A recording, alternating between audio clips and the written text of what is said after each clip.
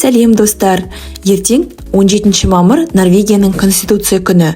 Балалар тілімен айтқанда, Норвегияның туған күні қарсаңында кіші қызымыз Зарина бір жылдай барып жүрген The Children's House балалар үйі деп аударылатын халықаралық балабақшасында өткен шағын шерумен бөлісуді жөн көрдік.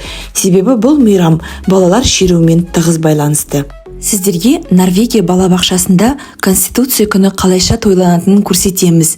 Және биыл маусымның 20 күні осы балабақшаны тәмамдағалы тұрған қызымыздың тарихы жазылып қалуына да септігімізді тигізгелі отырмыз. Сондықтан балабақшада өткен әр шағы бәріміз үшін маңызды, ал көрермендер үшін қызықты болады деген ойдамыз. Балабақшадағы шағын шеру 16 мамыр таңғы сағат 9-ға белгіленген. Киім түрі еркін әрі ыңғайлы киіну. Бірақ мен қызыма қызықты болсын деп Норвег ұлттық киімі бюнатты кигіздім. Біз балабақшаға келіп, қызымыз бірден тобын тауып алып, достарына қосылды. Тәрбиешілері оған басына өз қолымен безендірген күн қағарды, яғни козырюкті кигізіп, балабақшаның ауласындағы орталық алаңқайға беттетті. Барлығы тәрбиешілері үйреткен норвег тіліндегі өлеңдерін айтып, қолдарына Норвег елінің шағын жалауларын ұстап кетіп бара жатты.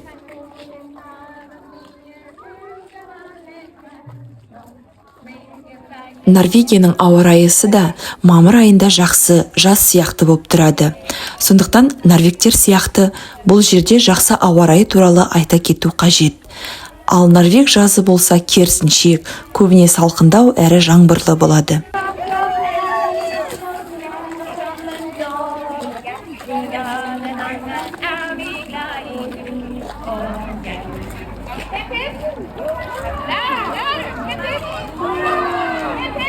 Бұл балабақша жеке халықаралық балабақша болғандықтан көп ұлтты және екі тілді үлкен топтары бар. Бірінші топ норвег тіліндегі топ, сәбилер тобы, Норшк 1 және Норшк 2, яғни бірінші және екінші жылы барып жатқан балалар. Сосын мектепалды даярлық тобы. Бұлар норвег тілінде. Ал екінші топ сәбилер, балабақша алды, балабақша және мектепалды топтары. Олар ағылшын тіліндегі топтар.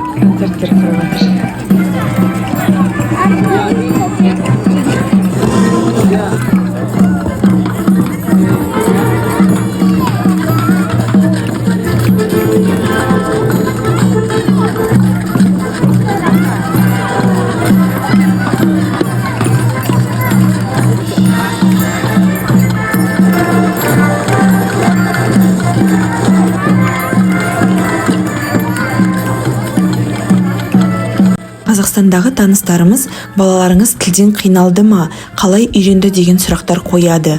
Менің жауабым бір: бала кез келген тілді тез меңгереді. Бастысы оған өзі барып жүрген орта ұнаса болғаны, ал ол ортаны білікті де мейірімді тәрбиешілер мен қасында ойнап жүретін достары құрайды. Солармен күнделікті қарым-қатынас жасап, бала тілді тез меңгеріп кетеді. Біздің тобымыздың тәрбиешісі Лекси ханым Америка құрама штаттарының тумасы. Қасындағы көмекшілері Дафни ханым, Зина мырза мен Диана да басқа елдерден келген білікті мамандар. Және байқауымша Норвегия, Бельгия елімен мамандар алмасуды жақсы жолға қойғандай. Себебі жас болашақ тәрбиеші мұғалімдер қысқа мерзімді тағылымдама бойынша осы балабақшада практика өтеді.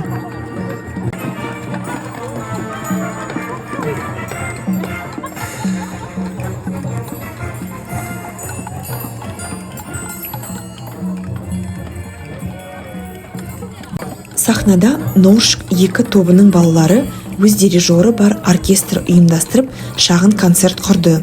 Бұған қарап, балаларды жастайынан өз беттерімен елдің мәдени өміріне араластырып, және балаларды тәуелсіз, емін-еркін болуға үйретеді деген ойда қаласың.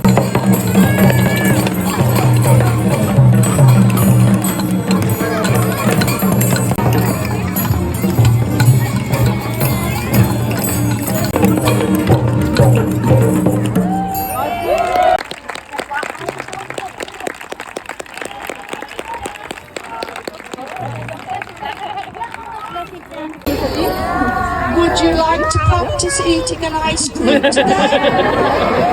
But then I have to hear you celebrate.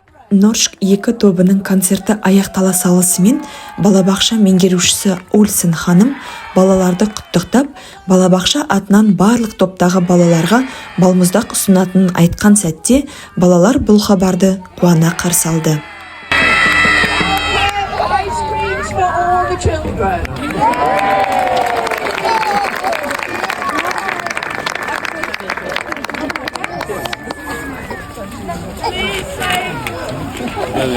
Please go greet your children if you would like to before they get their ice cream.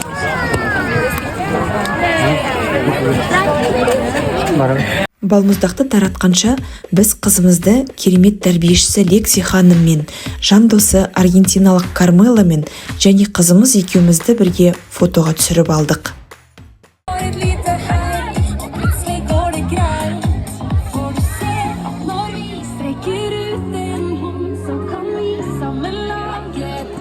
Балмұздақты тобымыздың көмекшісі әрі балалардың керемет досы Диана таратып жүрді. Ал екінші көмекші Зина мырза мен тәрбиешіміз Лекси ханым балаларды билеуге тартты.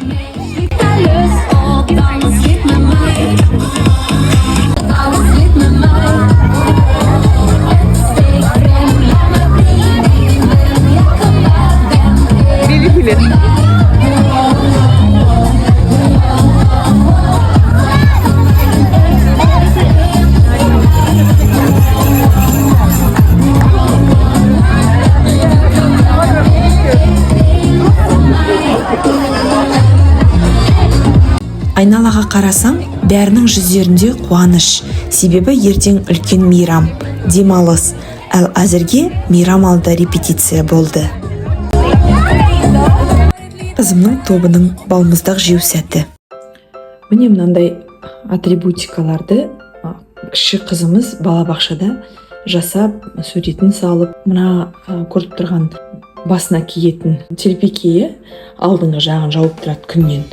Ол деген осы 16 мамыр күні олар өздері шағын шеру жасап балабақшада соған арнап дайындаған телпекейлері. Бұнда дейтін Норвегияның түстері, жаңағы ақ, қызыл, көк, яғни Норвег жалауының түстері.